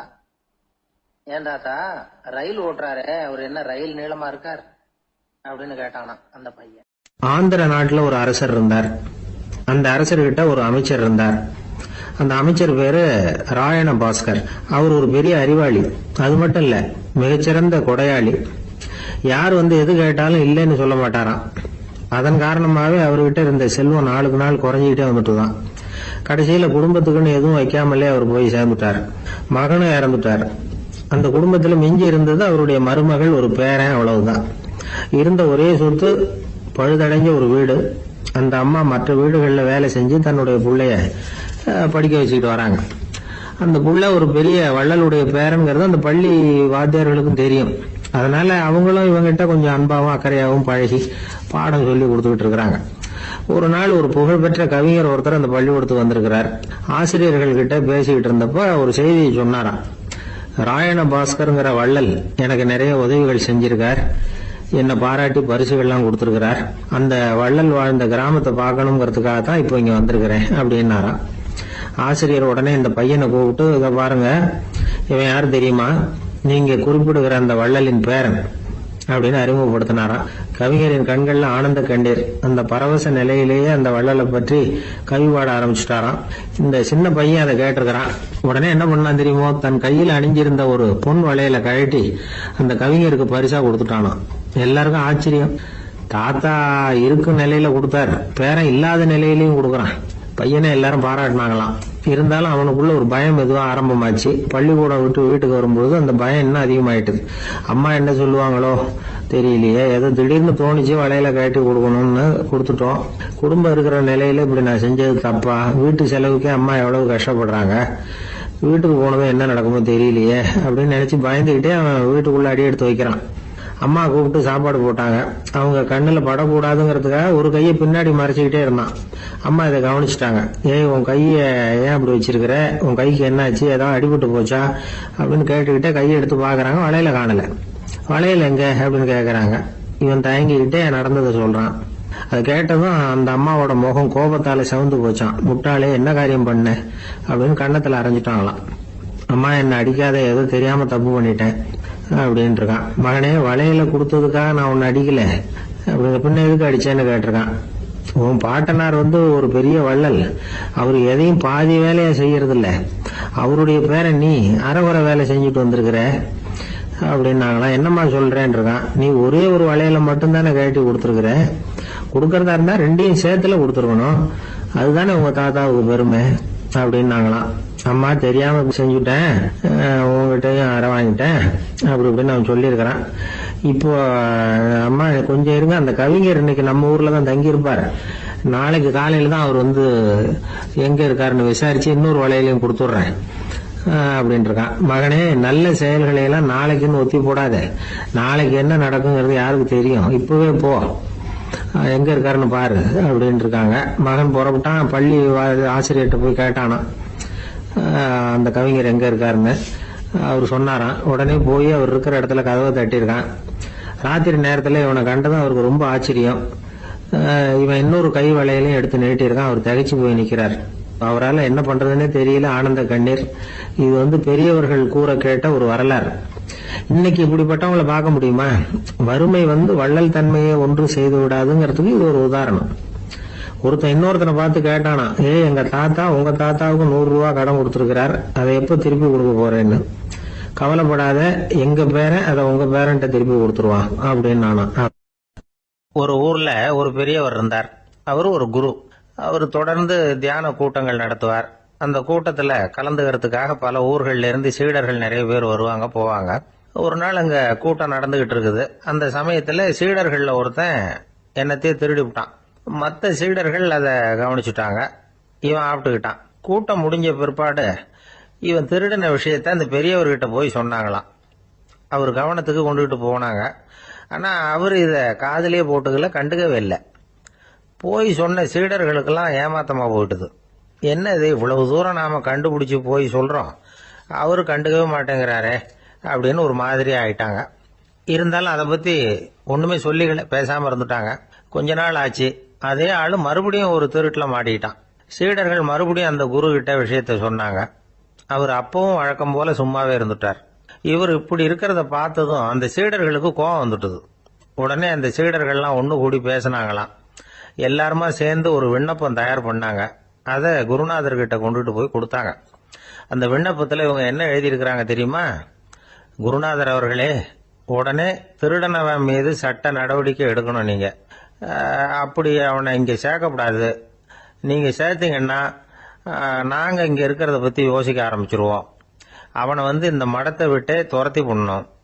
நீங்க அவனை வெளியில அனுப்புங்க, இல்லைன்னா நாங்க அத்தனை பேரும் வெளியில போயிடுறோம். இப்படிதான் அந்த விண்ணப்பத்துல எழுதியிருக்கிறாங்க. குரு அந்த விண்ணப்பத்தை வாங்கி படிச்சு பார்த்தார். அதுக்கப்புறம் அதை எழுதின அத்தனை பேரையும் கூப்பிட்டாரு. எல்லாரும் இப்படி வாங்கன்னாரு. வந்தாங்க. இப்படி என் எதிரில் உட்காருங்கன்னார். உட்கார்ந்தாங்க. அப்புறம் சொன்னார், இதை பாருப்பா, நீங்க எல்லாரும் புத்திசாலிகள். உங்களுக்கு எது நல்லது எது கெட்டதுங்கிறது நல்லா தெரியும். நீங்க மேற்கொண்டு ஏதாவது படிக்கணும்னு நினைச்சா வேற எங்க வேணும்னாலும் போகலாம். அதுக்கு நான் தடை சொல்ல மாட்டேன். ஆனா உங்களால குற்றம் சாட்டப்பட்ட அவன் இருக்கானே, அவன் எப்படின்னா அவனுக்கு எது நல்லது எது கெட்டதுங்கிறதெல்லாம் தெரியாது. அதனாலதான் திருடுறான். நீங்க சொல்றது மாதிரி அவனை அடிச்சு துரத்தி விடுறோம்னு வச்சுங்க, அவனுக்கு எப்படி நல்லது கெட்டது தெரியும்? அவனுக்கு அதை யாரு சொல்லி கொடுக்கறது? அதனால இங்கேயே இருக்கட்டும், அதுதான் சரி. இதுக்காக நீங்க எல்லாரும் என்னை விட்டுட்டு போனாலும் சரி, அவனை நான் விரட்ட மாட்டேன் அப்படின்னு விட்டாரான். இவ்வளவையும் திருடனை அந்த சீடன் கேட்டுக்கிட்டே இருந்திருக்கான். அவன் கண்கள்ல கண்ணீர். அப்படியே எழுந்திரிச்சு வந்தான். குரு காலில் விழுந்தான். அவன் கண்ணீர்ல அவனது தீமை கழுவப்பட்டது அப்படிம்பாங்க.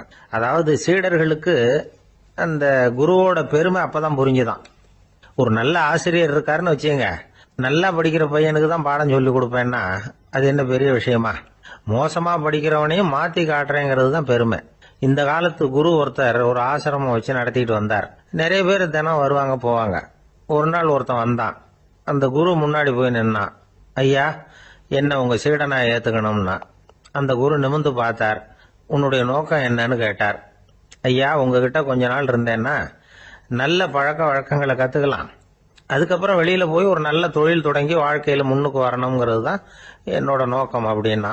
நீ சொல்றது சரி, ஆனா உன்னால இங்க நல்ல பழக்க வழக்கங்களை கத்துக்க முடியலன்னு வச்சுக்கோ, அப்ப என்ன பண்ணுவே அப்படின்னு கேட்டார் அவர். அப்படி ஆச்சுன்னா என்ன, உங்களை மாதிரியே ஒரு ஆசிரமம் ஆரம்பிச்சு அதுக்கு குருவா இருந்துட்டு போறேன் அப்படின்னா. ஜப்பான்ல உள்ள ஒரு புத்த விகாரை, அங்க ஒரு வயசான பௌத்த குரு தங்கி இருக்கிறார். ஒரு நாள் ராத்திரி கடுமையான குளிர். அவரால் தாங்க முடியல. பார்த்தார், மரத்துல செஞ்ச புத்த சிற்பங்கள் அங்க நிறைய இருந்தது. அதுல ஒன்ன எடுத்து அதுக்கு தீ மூட்டி அந்த நெருப்புல குளிர் காஞ்சிட்டு இருக்கிறார். மர சிற்பம் தீ வச்சதும் படபடன்னு வெடிக்க ஆரம்பிச்சுட்டுது. அந்த சத்தத்தை கேட்டதும் அந்த புத்த விகாரையின் குருக்கள் வெளியில ஓடி வந்தார். இவர் ஆனந்தமா குளிர் காஞ்சிக்கிட்டு இருக்கிறார். அவரால் பொறுத்துக்க முடியல. தெருவில் தெரிஞ்சுக்கிட்டு இருந்த அந்த பெரியவரை இங்க தங்க அனுமதிச்சதே அவரு தான். இவர் இப்படி பண்றாருன்னு நினைச்சுக்கிட்டே அவரை கோபமா பார்த்தார். ஏன் இப்படி கோபமா பாக்குறீங்க, இப்படி உட்காருங்க அப்படிங்கிறாரு இவர். அவருக்கு இன்னமும் கோபம் வந்துட்டுது. எங்கள் கடவுளை எரிச்சுட்டீங்களே அப்படின்னு சத்தம் போட்டாராம். அப்படியா அப்படின்னு கேட்டுக்கிட்டே அந்த சாம்பலை கிளறினார் இவர். என்ன செய்யறீங்கன்னு கேட்டிருக்காரு அவர். நான் எலும்புகளை தேடுறேன்னாராம். நீங்க ஒரு பைத்தியம், இது ஒரு மர சிற்பம், இதுல எலும்புகள் கிடையாது அப்படின்னாராம். அவருக்கு கோபம் வந்துட்டுது. உடனே வெளியில போங்கன்னு கத்தியிருக்காரு. வெளியில தள்ளி கதவையும் சாத்தி விட்டாராம். மறுநாள் காலையில கதவை திறந்து பார்த்தா அந்த வயசான பெரியவர் ஒரு மைல்கல் மேல சில காட்டு பூக்களை வச்சு புத்தம் சரணம் கச்சாமின்னு சொல்லிக்கிட்டே இருக்கிறார். இவருக்கு சந்தேகமா போட்டுது. கிட்ட போனார். என்ன செஞ்சுக்கிட்டு இருக்கீங்கன்னு கேட்டார். இது என்னுடைய காலை நேர பிரார்த்தனைனாராம். நிஜமாவே நீங்க ஒரு பைத்தியமா தான் இருக்கணும், ஏன்னா அது ஒரு மைல்கல் அப்படின்னாராம். இப்ப அந்த பெரியவர் சொன்னாராம், நீங்க ஒரு மரத்தை புத்தரா நினைக்கும் பொழுது நான் ஏன் ஒரு மைல்கல்ல புத்தரா நினைக்கக்கூடாது? நான் புத்தரை எரிக்கலாம், ஏன்னா அவரை நான் நேசிக்கிறேன். அந்த சிற்பம் மரத்தால் ஆனதுங்கிறது எனக்கு தெரியும். நான் ஒரு மைல்கல்ல தொழலாம், ஏன்னா அது எனது பூக்களை தாங்குது. நான் இந்த மைல்கல்லுக்குள்ள மறைஞ்சிருக்கிற புத்தரை பார்க்கிறேன். யாராவது ஒரு சிற்பி இதை சிலையாக்கினாதான் நீங்க புத்தரை பார்க்க முடியும். அன்னைக்கு ரொம்ப குளிரா இருந்தது. நான் எனக்குள்ள இருக்கிற புத்தரையும் பாதுகாக்கணும். உள்ளே இருக்கிற புத்தரை காப்பாத்துறதுக்காக வெளியில உள்ள புத்தரை எரிக்கலாம், அதுல ஒன்றும் தப்பு இல்லை. அது அவருடைய போதனையிலேயே இருக்கு. உனக்குள் ஜோதியாக இரு அப்படிங்கிறது அவருடைய போதனை. என்னுடைய புத்தர் குளிர்ல நடுங்கிட்டு இருந்தார். அந்த மர சிற்பங்கள் வெயில் மழையில உணர்ச்சி இல்லாம இருந்தது, அதனால அப்படி பண்ணினேன். ஆனா நீங்க என்ன பண்ணீங்க? நான் ஒரு மர புத்தரை எரிச்சதுக்காக உயிருள்ள புத்தரை வெளியில தள்ளி கதவை சாத்தினீங்க அப்படின்னாரு அந்த பெரியவர். உண்மையான பக்திங்கிறது இதுதான். அதாவது உனக்குள் ஜோதியாக இரு அப்படின்னு புத்தர் சொன்னார் இல்லையா, அது மாதிரி தனக்குள் ஜோதியாக இருக்கிற இந்த காலத்து ஆசாமிகள் நிறைய பேர் உண்டு. எப்பவும் போதையிலேயே இருக்கிறவங்க. ஒரு நாள் நடு ராத்திரி ஒரு மது கடையில ஒரு ஆள் அங்குள்ள சிப்பந்திகள் கிட்ட கேட்டுக்கிட்டு இருக்கிறான். மறுபடியும் இந்த கடை எப்போ திறப்பாங்கன்னு கேட்டானா. நாளைக்கு காலையில 8 மணிக்கு திறப்பாங்க அப்படின்னு நானா அங்க இருந்த ஆள். அவன் திருப்பி திருப்பி அதையே கேட்டுக்கிட்டு இருக்கான். இவனுக்கு பதில் சொல்லி சொல்லி அழுத்து போச்சு. அதான் சொல்றேன் ஐயா, நாளைக்கு காலையில வா அப்படின்னாங்களாம். அதுக்கு இவன், நான் வர்றதுக்காக கேட்கலையா, நேத்திக்கு வந்தவன் உள்ளேயே மாட்டிக்கிட்டேன், வெளியில போறதுக்காக கேட்டேன் அப்படின்னானா. ஒரு விவசாயி விதைக்கிறதுக்காக வயல்வெளி பக்கம் போறார். விதைகளை அள்ளி வீசினார். அப்ப என்ன ஆச்சுன்னா, சில விதைகள் பாதை ஓரத்துல விழுந்தது, சில விதைகள் முள் செடிகள் மண்டி இருந்த புதருக்கு இடையில விழுந்தது, சில விதைகள் நல்ல நிலத்துல விழுந்தது. பாதை ஓரத்துல விழுந்த விதை என்ன ஆச்சுன்னா, அதெல்லாம் பறவைகள் கண்ணில் போட்டுட்டுது. உடனே உட்காந்து கொத்தி தின்னுட்டு போட்டுது. அதிகமா மண் இல்லாத பாறை பகுதியில் விழுந்த விதையெல்லாம் லேசா வேர் விட்டு முளைக்க ஆரம்பிச்சுது. அதுக்கப்புறம் வேர் கீழேயும் ஆழமா போக முடியல, மேலேயும் சூரிய வெப்பம் அதிகம் தாங்க முடியல, எல்லாம் காஞ்சி கருகி போட்டுது. புதர் பகுதியில் சில விதைகள் விழுந்தது இல்லையா, முள் செடிகள் காடா மண்டி போயிருந்தது. அதனால முளைச்சு வர்ற செடிக்கு நெருக்கடி அதிகமா போட்டுது, சரியா வளர முடியல, விளைச்சலும் சரியா இல்லை. நல்ல நிலத்துல விழுந்த விதைகள் மட்டும் நல்லா முளைச்சது, நல்லா வளர்ந்தது, விளைச்சலும் பிரமாதமா இருந்தது. இந்த கதையை சொல்லிவிட்டு கேட்க செவியுள்ளோர் கேட்கட்டும் அப்படிங்கிறார் இயேசு பெருமான். ஆமா, இயேசு கடலில் நின்ற படகு ஒண்ணுல உட்கார்ந்துருக்கிறார். கடற்கரையில ஏராளமான மக்கள் உட்கார்ந்துருக்கிறாங்க. அந்த சமயத்துல தான் இயேசு ஓமைகள் மூலமா மக்களுக்கு பல உண்மைகளை சொல்லிட்டு இருக்கிறார். மக்கள் அந்த கதையை கேட்டுட்டு ஒன்னும் புரியாம முழிக்கிறாங்க. அத கவனித்த இயேசு அந்த ஓமையை விளக்க ஆரம்பிச்சார். இதுல அந்த விதைக்கிறவர் தான் இறைவன். அவருடைய வார்த்தைகளை விதைக்கிறார். அந்த வார்த்தைகளை கேட்கிற மக்கள் அந்த விழுந்த விதைகள் மாதிரி 4 வகையானவர்கள். சில பேர் பாதை ஓரத்தில் விழுந்த விதைகள் மாதிரி. இறைவன் வார்த்தைகளை அவங்க கேட்கறாங்க, ஆனா தீய எண்ணங்கள் செய்கைகள் மூலமா விதைக்கப்பட்ட வார்த்தைகள் அழிஞ்சு போடுது. இறைவன் வார்த்தைகளை கேட்ட உடனே மகிழ்ந்து போய் உடனே சில பேர் அதை ஏத்துக்கிறாங்க. இவங்கெல்லாம் அந்த பாறை பகுதியில் விழுந்த விதைகள் மாதிரி. அதனால இவங்கெல்லாம் வேறு இல்லாதவங்க. கொஞ்ச காலத்துக்கு இறை வார்த்தைகளுக்கு கீழ்ப்படிந்து நடப்பாங்க. அதனால ஏதாவது இடைஞ்சல் ஏற்பட்டா உடனே தடுமாறுவாங்க. தங்கள்கிட்ட இருக்கிற நல்ல பண்புகளை விட்டுட்டு பாவ வழிகளுக்கு போயிடுவாங்க. முள் செடிகளுக்கு இடையில விழுந்த விதைகள் மாதிரி உள்ளவங்க யாருன்னா, இவங்களுக்கு உலக கவலை உண்டு, செல்வத்தின் மீது மயக்கம் உடையவர்கள். உலக ஆசைகள் இவங்களுக்குள்ள பூந்துடுறதுனால அங்க இருக்கிற நல்ல பண்புகள் மறைஞ்சு போயிடுது. அதனால அவங்களும் உபயோகம் இல்லாதவங்களா ஆயிடுறாங்க. நல்ல மனிதர்கள் நல்ல நிலத்துல விழுந்த விதைகளுக்கு ஒப்பானவர்கள். இவங்க இறை வார்த்தையை கேட்கறாங்க, அதை ஏத்துக்கிறாங்க, அவங்களும் நல்லபடியா வாழறாங்க, அடுத்தவங்களுக்கும் உபயோகமா இருப்பாங்க. இதுதான் இயேசு சொன்ன விளக்கம். நல்ல வார்த்தைகளை கேளுங்கள், நல்ல வார்த்தைகளை ஏற்றுக்கொள்ளுங்கள், அடுத்தவங்களுக்கு உபயோகமா இருங்க. இதுதான் பெரியவங்கள்லாம் நமக்கு சொல்லுகிற உபதேசம். ஒரு அப்பா தன்னுடைய மகனுக்கு உபதேசம் பண்ணார். இத பாருப்பா, நல்ல வார்த்தைகளை கேட்கணும், எப்போதுமே மகன் அப்பா பேச்ச கேட்கறது நல்லது அப்படின்னாராம். நீ ஏதாவது ஒரு தப்பு பண்ணா என் தலையில ஒரு முடி நரைச்சி வெள்ளையா போடும்பா, நீ செய்யற ஒவ்வொரு தப்புக்கும் என் தலையில ஒவ்வொரு முடி வெள்ளையாயிடும் அப்படின்னாராம்.